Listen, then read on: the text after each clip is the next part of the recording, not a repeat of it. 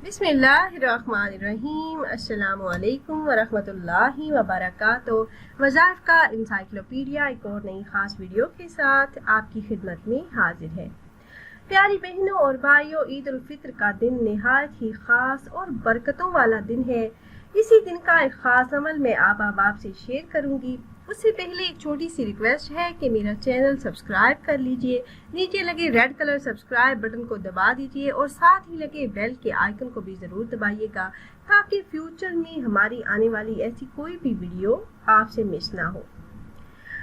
आपने ईद के दिन ये वजीफा करना है। हमारा दिन बहुत ही प्यारा दिन है और इसमें जिंदा रहने वालों के लिए और जो इस दुनिया से चले गए उनके लिए बहुत से आमाल का जिक्र फरमाया गया है। एक हदीस मुबारका है जिसका मफहूम है कि जब भी तुम दुआ मांगो तो जो लोग इस दुनिया से चले गए हैं उनके लिए भी दुआ मांगो, उनकी बख्शिश की दुआ, और जो लोग इस दुनिया से चले गए हैं उनके लिए इससे अच्छा तोहफा और क्या होगा कि उनके लिए एहसाने सवाब किया जाए, उनकी मगफरत की दुआ की जाए।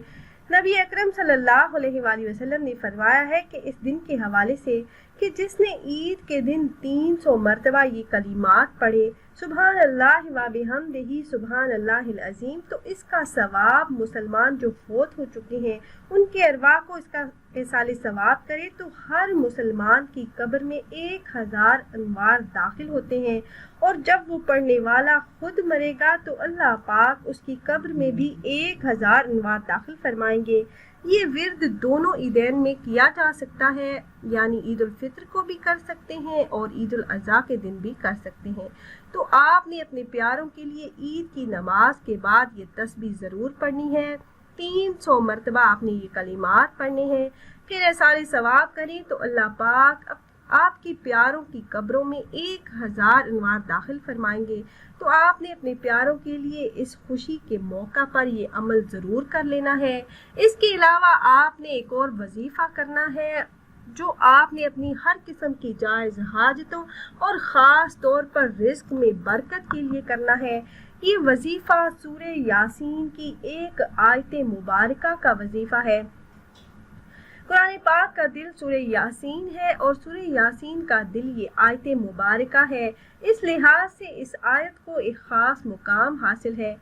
बेशुमार रूहानी फ़वाइद के हुसूल के लिए इस आयत के आमिल बनिए और अल्लाह पाक अपने मखसूस बंदों को उनकी मौत के वक्त सलाम फरमाते हैं और जन्नत में सब अहले जन्नत को भी सलाम फरमाएंगे। सलाम यानी सलामती की पक्की ज़मानत। तो प्यारी बहनों और भाइयों, वो आयत है सलामुन कौलम मिन रब्बिर रहीम।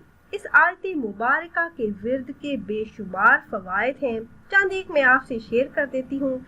सबसे पहले बात कर लेते हैं इस आयत मुबारका सलामुन कौलम मिन रब्बिर रहीम की फजीलत के बारे में।